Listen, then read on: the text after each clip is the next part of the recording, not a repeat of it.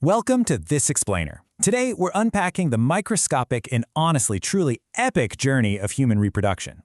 We'll be basing our journey on a fascinating clinical presentation by Dr. Jay Adage, examining the fundamental biological principles of fertilization. We'll look at how it happens naturally inside the body, how we figured out how to replicate it in the lab, and the incredibly delicate process of implantation. It's a story of perfect timing, impossible odds, and absolute biological precision. All right, here is our roadmap for today.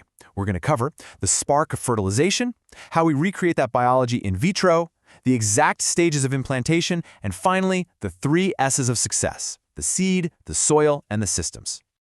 Let's dive right into Section 1, the spark of fertilization. Imagine this. You've got sperm approaching a much larger oocyte, or egg. It's a dramatic showdown. Now, in normal, natural fertilization in vivo, the egg only lets a single sperm penetrate. The millisecond one gets through, boom, the egg triggers what's known as the Zono reaction. It's basically throwing up a biological force field to lock out all the other sperm, actively preventing a condition called polyspermy. Interestingly enough, while nature has this strict lockdown mechanism, polyspermy is an issue that can sometimes accidentally sneak up on us in vitro.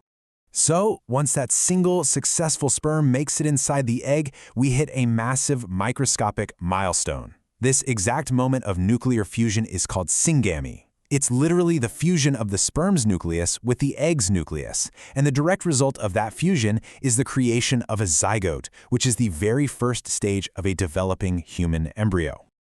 But hey, getting to syngamy is no walk in the park. The sperm has to pass 4 rigorous biological tests first. We start with capacitation, which is essentially a chemical maturation process. That leads directly into hyperactivation, giving the sperm this super fast thrashing motility. Next up is the acrosome reaction, where the sperm releases specific enzymes to literally digest and disperse the protective cumulus cells surrounding the egg. Only after surviving all of these tests can sperm zona binding and true penetration actually happen. And it's not just the sperm doing the heavy lifting. The oocyte has its own incredibly rigorous prerequisites. It all starts with a hormonal LH surge that triggers ovulation. Then, the mature egg has to be perfectly swept up by the tubal fimbriae, those little finger-like projections at the end of the fallopian tube. From there, it makes a perilous transport down the tube. Through chemical signaling called chemotaxis, it calls out and binds with the sperm. Following penetration, we see the formation of 2 pronuclei and the extrusion of the second polar body before the zygote finally begins cell division to become a blastocyst. Which brings us to Section 2, recreating biology in vitro. So, knowing how perfect nature has to be, how on earth do labs meticulously replicate this? Well, to achieve successful fertilization outside the human body, the lab basically has to swap out the fallopian tube for incredibly strict environmental controls. It takes way more than just having mature eggs and prepared sperm. We're talking about strictly controlling the air quality, using the right non-toxic plasticware, keeping a perfectly sterile environment, and making sure the culture media has the exact optimal pH, temperature, and osmolarity. Literally one tiny deviation in any of these, and the whole process can just grind to a halt. And this brings up a really fascinating contrast between nature and science. In vivo, natural fertilization usually fails because of biological hurdles, maybe transport issues in the tubes or an infection. But in vitro, the failures are largely mechanical and technical. The lab is fighting against factors like poor air quality, a malfunctioning incubator dropping the temperature, or simply poor human technique. All right, moving on to Section 3, the stages of implantation. Once we've got a successfully fertilized and dividing embryo, the narrative shifts entirely.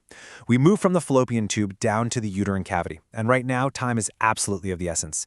If day 0 is fertilization, by day 5 or 6, those dividing cells must reach the blastocyst stage, right as the embryo enters the uterus. Why is this timing so critical? Because it has to align perfectly with a highly specific, super narrow 2 to 5 day implantation window. That is the only time the endometrium, the lining of the uterus, is actually receptive to the embryo. Miss that window, and implantation just cannot occur. During that tiny window, a dramatic 4-part sequence kicks off. And implantation isn't just a simple, gentle landing. It's a highly active, invasive process. First is hatching, where the blastocyst literally breaks out of its protective shell, the zona pellucida. Second is attachment to the endometrial lining. Third is adhesion, where it starts to burrow and firmly embed itself. And finally, we reach invasion. Here, the embryo burrows deeply down, forms microvilli to connect with the mother's blood supply, and, crucially, begins secreting HCG. Yep, the exact hormone that pregnancy tests are looking for. Which leads us to our final section, Section 4, Seed, Soil, and Systems.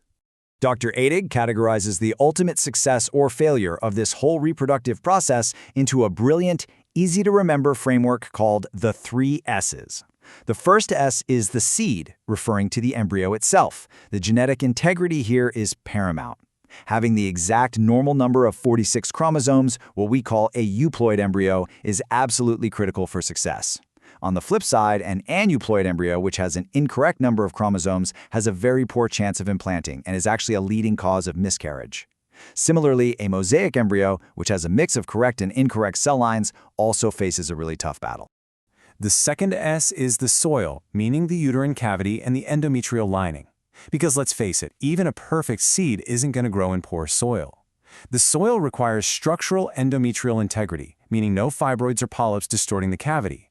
It needs proper decidualization, where the lining transforms into a nutrient-rich bed driven by adequate progesterone support and zero inflammatory changes. It must have optimal receptivity, tying perfectly back to that strict time window we just talked about.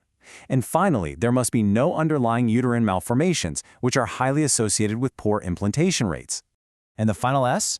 The systems, resuming out to the macro level now. Because at this point, the entire body becomes involved in early pregnancy. Your endocrine system, the hypothalamus, pituitary gland, thyroid, and ovaries needs to be completely balanced. Your circulation has to provide excellent blood flow right to the uterus. The immunological system has to be kept in check, as elevated natural killer cells, or TPO antibodies, can literally block implantation from happening. Even metabolic factors like insulin resistance or obesity, alongside conditions like severe endometriosis, play massive roles here. Everything must work together in perfect harmony to sustain the pregnancy. When you step back and look at all of this together, the literal spark of syngamy, that strictly timed, perilous journey down the fallopian tube, the intense environmental demands to recreate it in a lab, that tiny 5-day window for a hatched embryo to burrow into the uterus, and the perfect alignment of the seed, soil, and your entire body systems, it truly makes you pause. Considering this incredibly delicate tightrope walk of microscopic steps and massive biological systems, isn't the creation of human life the ultimate physiological masterpiece? It's just a profound reminder of the fragile, miraculous biology happening right inside us. Thank you so much for joining me on this explainer, and keep marveling at the science of life.